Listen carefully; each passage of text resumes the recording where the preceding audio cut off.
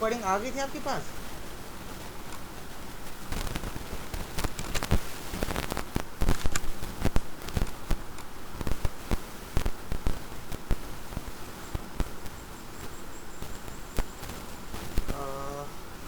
GST मैंने कहाँ पे डाल दिया, उधर चेक करना पड़ेगा मुझे।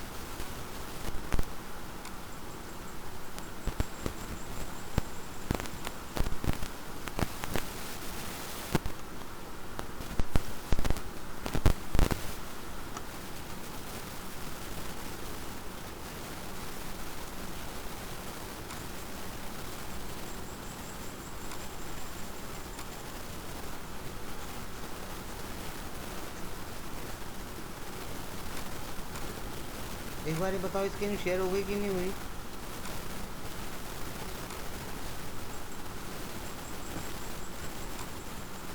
हेलो, हो गई सर, हो गई। होगी सर।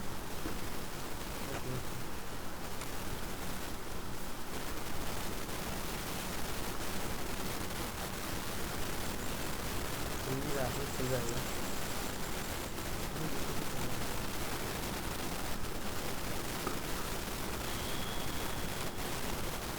GST की रेटिंग मिलने लगेगा।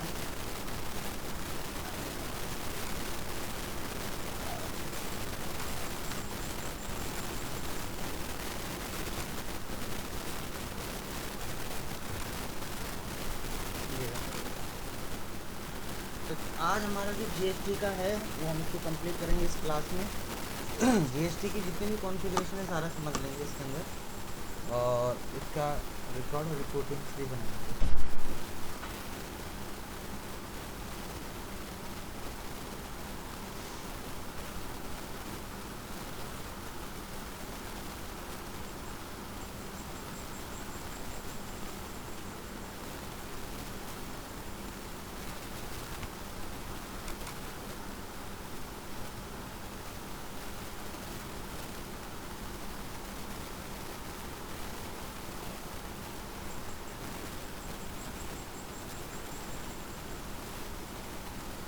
चलो आज हमारा GST का जो टॉपिक है उसको कंप्लीट करते हैं।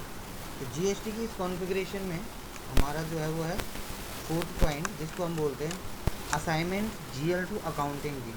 हमने अपने अकाउंट्स को अपने GL के साथ क्या करना, असाइन करना। उसके लिए टी कोड यूज़ करते हैं OB40। OB40 एक टी कोड होता है जिससे हम अपने कॉन्फ़िगरेशन को क्या करते हैं, असाइन करते हैं। जितने भी हमारे GL क्रिएट हैं अकाउंटिंग की के साथ उसको असाइन कर लेंगे OB40 से। SAP में आएंगे, सबसे पहले हमेशा SM12 से आप अनलॉक कर लिया करो जो भी आप काम कर रहे हो। मैंने इसको यहाँ से रिमूव कर दिया और यहाँ से इसको सेव कर दिया। अब मैंने यहाँ पे कीबोर्ड यूज़ करना है जिसका नाम है OB40। तो मैं OB40 के अंदर गया।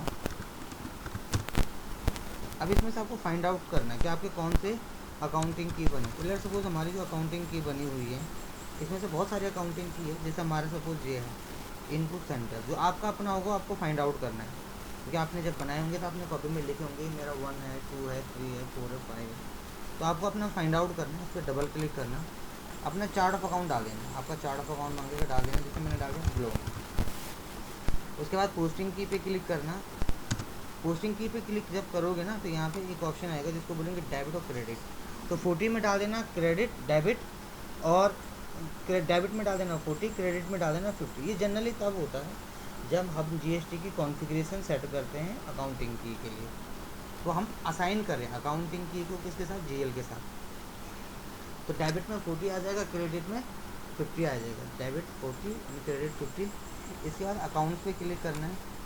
अब यहाँ पे क्या लिखा, इनपुट सेंट्रल GST, यहीं पे क्लिक करो। इनपुट सेंट्रल GST में अपना कंपनी का कोड डालो। हमारी कंपनी का कोड है ग्लो।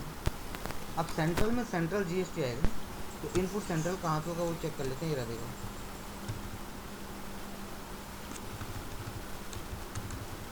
ये रहा input central GST, input CGST account. तो इनपुट सेंट्रल GST ये डाल दिया।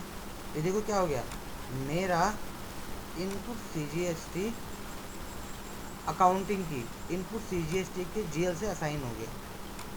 इसको यहाँ सेव कर देंगे। एंटर कर दिया। तो ये मैंने एक असाइन कर दिया, आप ध्यान से देखोगे मैंने एक असाइन कर दिया इनपुट CGST। ऐसे आपने दूसरा असाइन करना है इनपुट SGST, फिर ऐसे नेक्स्ट करना है इनपुट IGST, फिर नेक्स्ट करना है इनपुट UGST, फिर ऐसे output central, output state, output inter state, output union territory. 4 input के असाइन करने हैं, 4 आउटपुट के करने हैं। एक मैंने इनपुट का दिखा दिया, एक आउटपुट का भी दिखा देता हूँ। OB40 टी कोड यूज़ करना है, ये विंडो खुल जाएगी। इस विंडो में आपको अपना आउटपुट सेंट्रल ले लिए, तो ये रहा हमारा आउटपुट सेंट्रल टैक्स, सपोज जिसको हम ले ले रहे हैं आउटपुट सेंट्रल, ये हमारा। इसके बाद अपना कंपनी का कोड चार्ट ऑफ अकाउंट डाल देना, पोस्टिंग की पे जाना, पोस्टिंग की में डेबिट में 40, क्रेडिट में 50। अभी लिखा हुआ आउटपुट सेंट्रल, तो जब आप अकाउंटिंग की पे जाओगे तो यहाँ पे क्लिक करके आउटपुट सेंट्रल का आपको अपना GL फाइंड आउट करना है। क्यों? क्योंकि हम आउटपुट सेंट्रल को आउटपुट सेंट्रल के अकाउंटिंग की से असाइन करेंगे, तो आउटपुट सेंट्रल ही मेरा बना आउटपुट सेंट्रल, तो ये आ गया आउटपुट सेंट्रल। ऐसे ही जब मैं नेक्स्ट बनाऊँगा आउटपुट स्टेट के लिए, तो मैं आउटपुट स्टेट लूँगा, फिर आउटपुट इंटर स्टेट, तो इंटर स्टेट लूँगा, ऐसे यूनियन टेरिटरीज। तो मैंने क्या करा, अपने अकाउंटिंग की को अपने GL के साथ असाइन करते हैं। तो 4 इनपुट के असाइन करने, 4 आउटपुट के असाइन करना, सेव कर देना है। यहाँ तक समझ में आ गया? Yes sir. Yes sir. इसके बाद हमारा जो दूसरा काम होगा असाइन करने के बाद, उसको हम बोलते हैं OBBG। OBBG 6 नंबर का टॉपिक। इसमें हम जनरली क्या करते हैं, इसमें हम अपने टैक्स प्रोसीजर को अपने कंट्री के साथ असाइन करते हैं। तो इसे नहीं, इससे पहले OBQ3 है, OBBG बात नहीं, पहले 5th वाला है OBQ3। अब हमें अपने सर्वर पे बनाना है, इसको कैसे बनाएंगे? OBQ3 इसको बोलते हैं आपको अपना क्या करना है, डिफाइन करना टैक्स प्रोसीजर। टैक्स प्रोसीजर का मतलब क्या होता है कि हमारा इनपुट टैक्स कौन सा है, आउटपुट कौन सा है, सेंट्रल कौन सा है। तो इसमें जनरली क्या करते हैं, अकाउंटिंग की जो हमने सबसे पहले क्रिएट करी थी, ये वाली पहले अकाउंटिंग की और फिर कंडीशन टाइप, इस कंडीशन टाइप को इस अकाउंटिंग की के साथ असाइन कर देंगे। तो मेरी अकाउंटिंग की मेरे कंडीशन टाइप के साथ असाइन हो जाएगी और हम सर्वर पे सेव कर देंगे। तो कैसे करेंगे,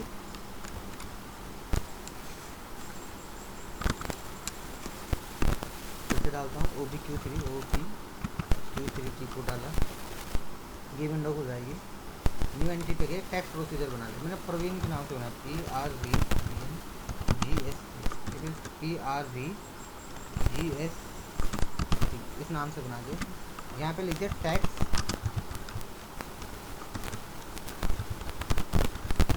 प्रोसीजर को PRVGST और इस तरह से सेव कर दिया। तो हमारे सर्वर पे हमने अपना टैक्स प्रोसीजर बना के सेव कर दिया कॉन्फ़िगरेशन के साथ। अब इसको असाइन कैसे करेंगे, यहीं पे क्लिक करेंगे, कंट्रोल डेटा पे जाएंगे, एक विंडो खुलेगी, इसमें अभी यहाँ पे देखो कुछ भी नहीं, सब blank blank blank. New entry पे क्लिक करोगे, अब इसको बनाओगे। कैसे बनाएंगे, यहाँ पे स्टेप डालेंगे 1 2 3 4 5 6 7 8 9 डालेंगे, 9 डालेंगे, 2 डालेंगे। मैं दिखा देता हूँ कंडीशन टाइप, मैंने आपको पहले भी बताया था अभी कि हमने अपनी कंडीशन टाइप बनाई थी सबसे पहले भी। हमने जो अपनी कंडीशन टाइप बनाई थी, इनपुट के लिए 4 आउटपुट के लिए 4, और अकाउंटिंग की बनाई थी इनपुट के लिए 4 आउटपुट के लिए 4, वो अब OBQ3 में डालनी है। तो यहाँ पे आ जाएंगे जैसे सेंट्रल के लिए, तो ये हो गया CGST इनपुट सेंट्रल, फिर यहाँ पे आ जाएगा इनपुट स्टेट,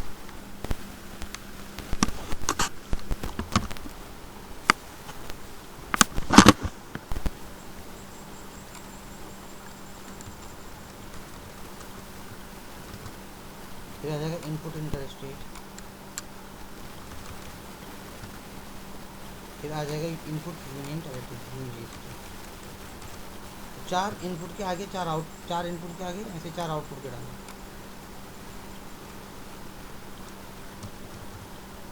ये हो गया, हमने इनपुट के डाल दिया, इनपुट सेंट्रल, आउटपुट है ना, आउटपुट सेंट्रल, इधर आउटपुट सेंट्रल, उसके बाद आउटपुट स्टेट, ये रहा स्टेट, तो आउटपुट इंटर स्टेट,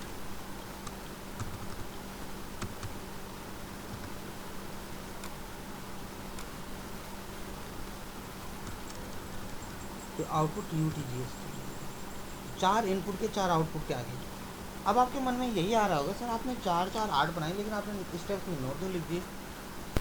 तो कोई भी टैक्स जब अप्लाई होता है वो किस पे अप्लाई होता है, बेस अमाउंट पे। तो आपने कंडीशन टाइप पे जाना है अगेन, यहाँ पे बेस अमाउंट फाइंड आउट करना है। देखो बेस अमाउंट ऐसे दिखेगा, बेस अमाउंट इसका जो कोड होता है उधर 02BS। तो यहाँ पे आप अपने सर्वर पे बेस अमाउंट पे टैक्स कैलकुलेट करवा सकते हो, बेस अमाउंट पे इनपुट आउटपुट टैक्स कैलकुलेट करके। ये तो होगी कंडीशन टाइप। अब अकाउंटिंग की कहाँ आ गई, इसको थोड़ा सा ड्रैग करो, ये देखो ये आ गया अकाउंटिंग की। अकाउंटिंग की में कैसे डालना है, अकाउंटिंग की में डालो। तो हमारी अकाउंटिंग की है, जैसे यहाँ पे लिखा इनपुट सेंट्रल, तो सेंट्रल के सामने सेंट्रल की अकाउंटिंग की। तो अभी तो कंडीशन टाइप डाली। अब अकाउंटिंग की 3 डिजिट की होती है तो ये रहा सेंट्रल, तो इनपुट सेंट्रल सेंट्रल। फिर यहाँ पे लिखा स्टेट, यहाँ पे स्टेट की आ जाएगी। फिर यहाँ पे इंटर स्टेट की आ जाएगी। यहाँ पे यूनियन टेरिटरीज की आ जाएगी।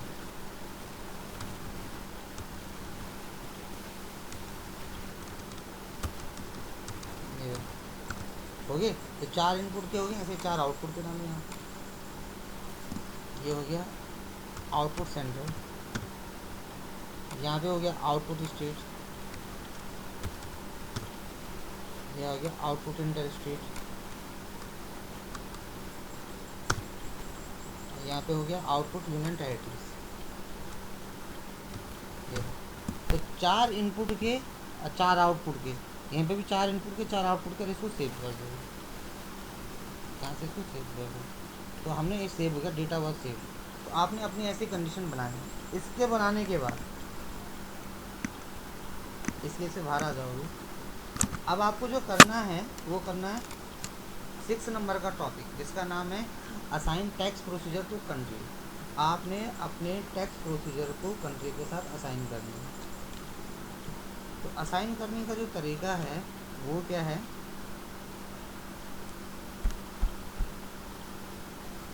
OBBG, ऐसे कि में आ जाओ, OBBG एंटर मार दिया, पोजीशन पे जाएंगे, PRVGST कंट्री। अच्छा कंट्री तो इंडिया है, इंडिया कंट्री है। यहाँ पर मैं टैक्स प्रोसीजर होता है PRV क्या आ गया, GST भी बनाया था ना हमने, PRVGST आ गया।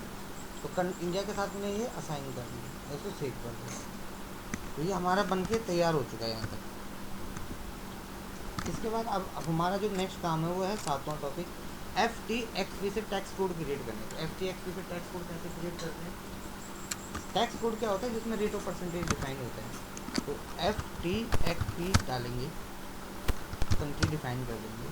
टैक्स कोड किस नाम से बनते हैं, जितने भी टैक्स कोड होते हैं आप ध्यान से देखोगे 2 डिजिट के बनेंगे, A1 A2, नाम आप कुछ भी डाल सकते हो, but it should be in 2 digit, इससे ज़्यादा हो ही नहीं सकता है। तो आप कैसे डालोगे, मैंने डाले जैसे JR के नाम से, एंटर मार दिए। यहाँ पे कैसे बनेगा, CGST इनपुट टैक्स, सपोज 9%, 18% का टैक्स था, तो CGST 9%, SGST 9%, ये हो गया। तो यहाँ पे टैक्स टाइप पे जाएंगे, क्लिक करेंगे, तो यहाँ पर टैक्स टाइप में 2 टैक्स आते हैं। ये बोल रहा आउटपुट टैक्स है, इनपुट है। तो आप ध्यान से देखोगे मैंने यहाँ पे इनपुट लिया है, तो यहाँ पे इनपुट टैक्स डालूंगा। अगर यहाँ पे आउटपुट लेता था आउटपुट टैक्स डाल दिया, मैंने इनपुट टैक्स डाल दिया। यहाँ पे लिखा होगा चेक ID, इस पर क्लिक कर देना और सेव कर देना। ये हमारा एक टैक्स बन के तैयार,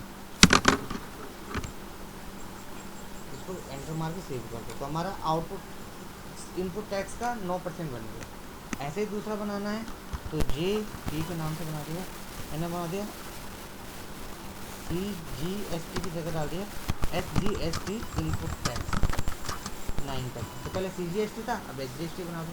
बाकी यहाँ पे वही रहेगा, इनपुट के लिए इनपुट टैक्स लेंगे, आउटपुट के टाइम पे आउटपुट डालेंगे। इस पर क्लिक करके एंटर मारते सेव। अब अगर आप आउटपुट का बनाना चाहते हो तो कैसे बनाओगे, तो जैसे मैंने लिख दिया GW, जो भी बनाओ सेव कर लेना उसको।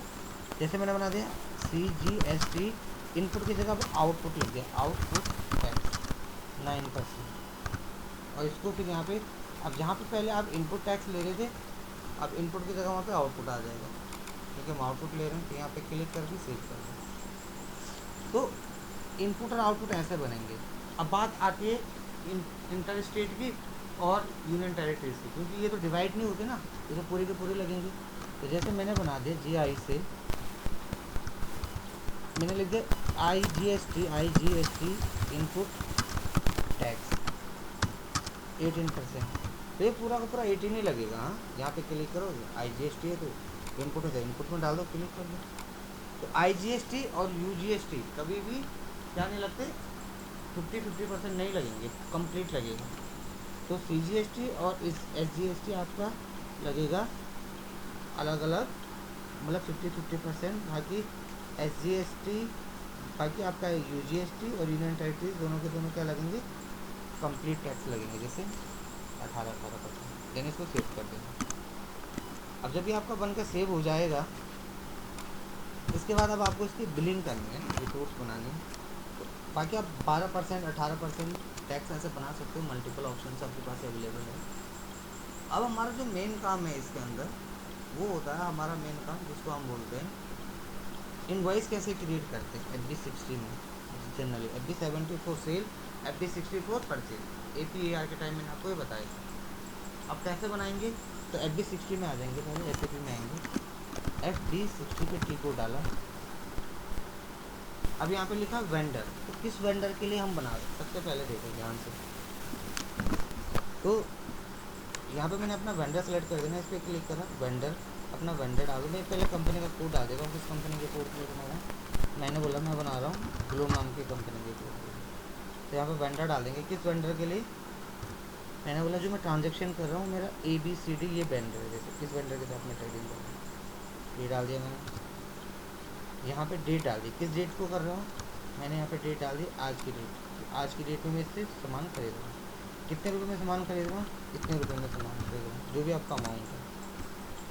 अब यहाँ पे एंट्री क्या पास होती है, जब ये सारा डाल दोगे तो यहाँ पे आपको परचेज डालना पड़ेगा ना, क्योंकि परचेज एक एंट्री क्या होती है परचेज की, purchase account debit to vendor. तो हम यहाँ पे परचेज डाल देंगे, और परचेज भी कौन सा परचेज डाल देना, लोकल परचेज।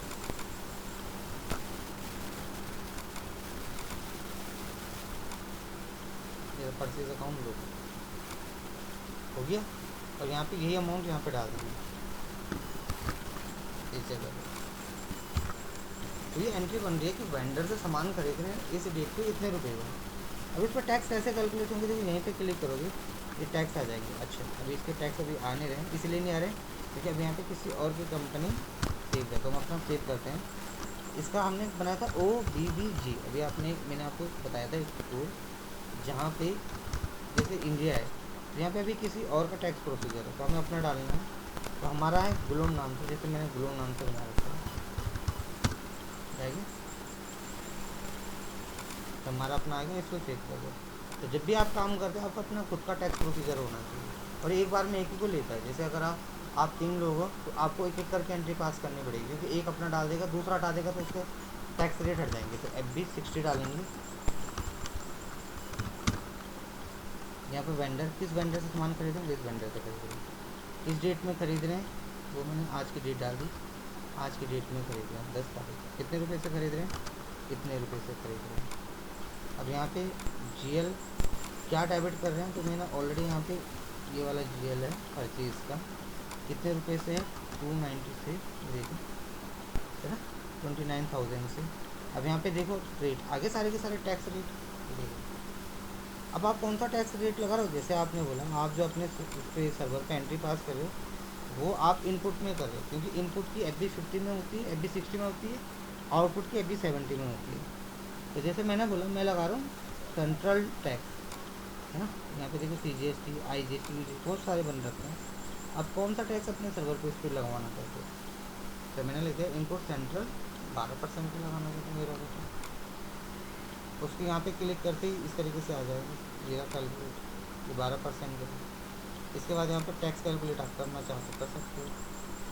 तो यहाँ पे जो आपका टैक्स रेट जनरेट होंगे वो आपके सिस्टम की कॉन्फ़िगरेशन के हिसाब से होंगे। यहाँ से आप इसको चेक करते हो, सिमुलेट करते हो, देखते हो।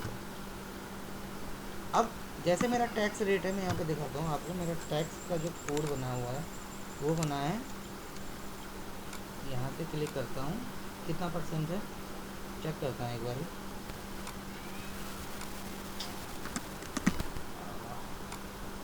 इसमें ये प्रॉब्लम है, एक बार एंटर मार देंगे तो फिर आगे जाना ही नहीं देगा आपको।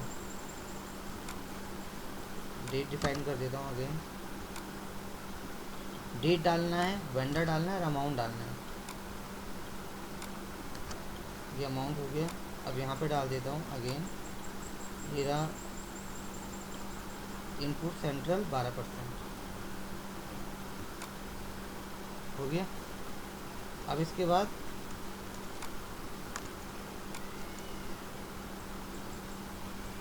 सेंट्रल कहाँ रही है, इनपुट सेंट्रल 12%, टैक्स कैलकुलेट पर क्लिक करेंगे, यहाँ पे आ जाएंगे, देखिएगा टैक्स। अब यहाँ पे मैंने सेंट्रल डाला है तो आप अपना सेंट्रल यहाँ पे डिफाइन कर सकते हो। ये होता है कॉन्फ़िगरेशनल पार्ट। अभी भी नहीं आ रहा, एक बार यहाँ फिर चेक करता हूँ। S1 does not appear in GL account।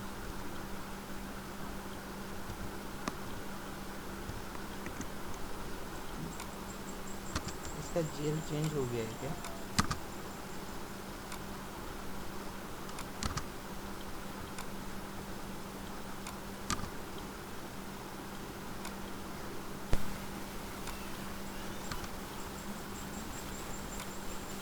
ये काम करता हूँ, पहले टैक्स रेट डाल दे रहा हूँ तो दैट ये मुझे क्लियर इन्फॉर्मेशन दीजिए। तो है इनपुट सेंट्रल ये 12%, GL डिफाइन कर दिया 8 का,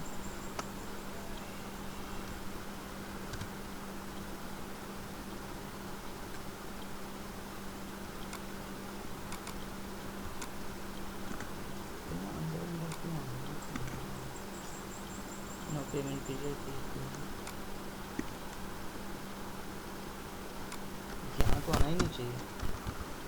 FB60 again,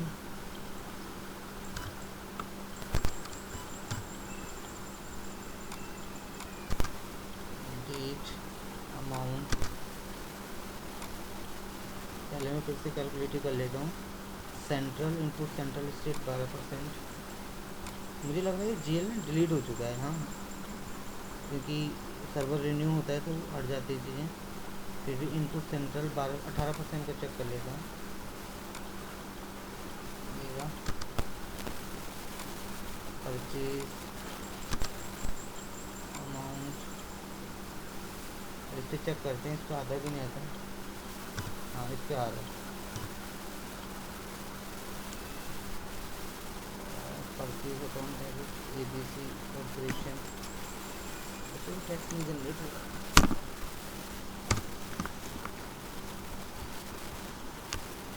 CGST input tax,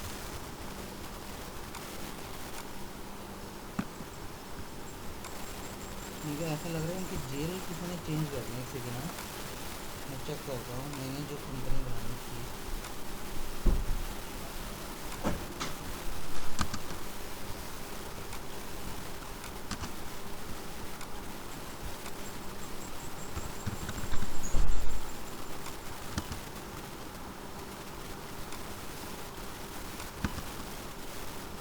$60,000 डाल रहा हूँ अमाउंट। GST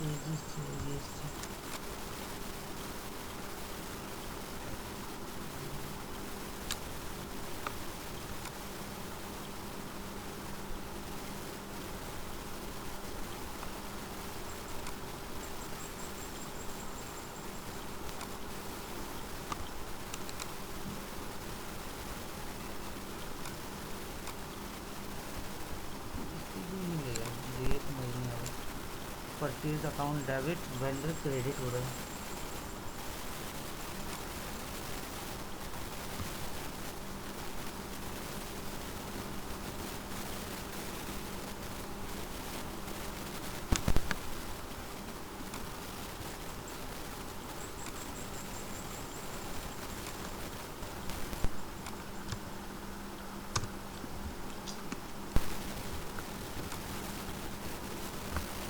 चलो मैं वेंडर चेंज करता हूँ, हो सकता है मेरा जीएसटी का वेंडर हो तो मैं एक वेंडर चेंज करता हूँ TSK गिरा देता हूँ। ऐसा भी पॉसिबल है कि इस सर्विस के साथ मेरा ये वेंडर बना ही ना हो। एक अमाउंट फिर से चेंज करके डाल के देखते हैं। वेंडर गलत होगा तो भी बता देगा। अब 12% को ले लेते हैं।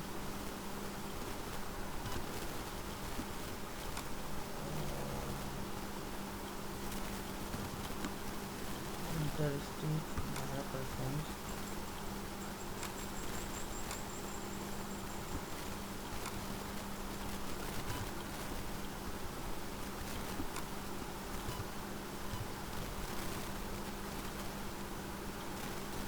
ये वाला TDS के लिए बना हुआ वेंडर है।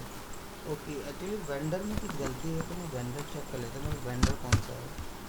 तो वेंडर देखने के लिए मैं काम करता हूँ। मेरी एक फाइल है तो मैं वेंडर डिफाइन कर रखा हूँ, तो पता चल जाएगा।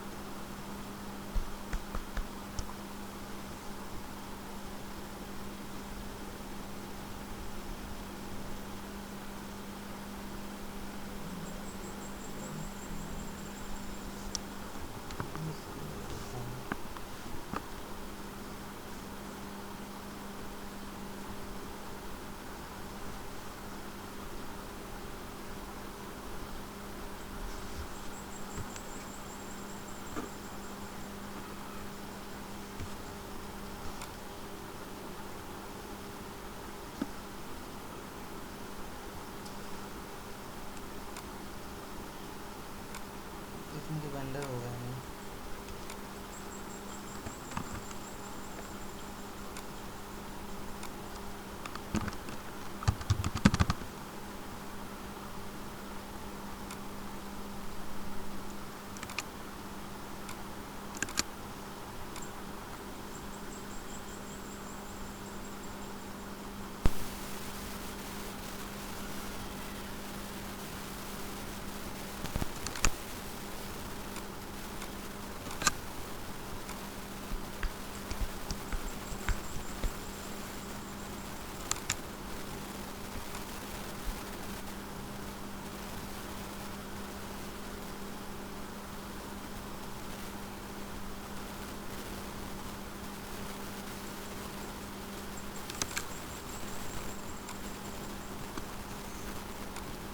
तो मेरा जो वेंडर है इसमें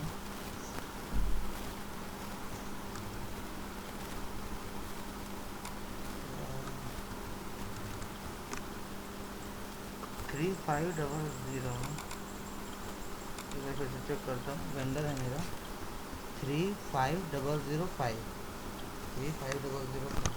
मुझे ऐसा लग रहा है सॉफ्टवेयर रिन्यू हुआ ना तो शायद डिलीट हो गया। 3500 चेक कर लेते हैं एक बार।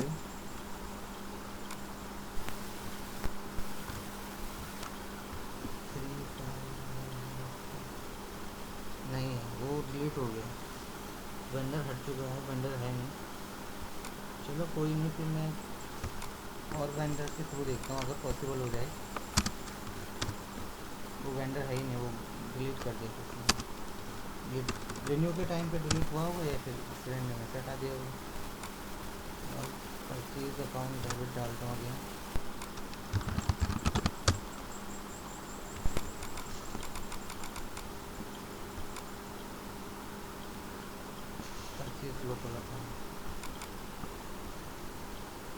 पे डाल देता हूँ 60,000। ये हो गया हमारा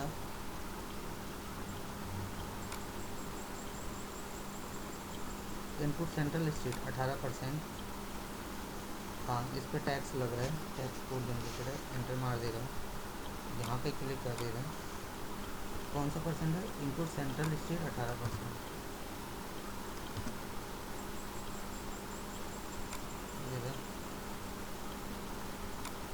यहाँ पे कैलकुलेट पे क्लिक कर लो, सिमुलेट पे क्लिक करते हैं, चेक करते हैं।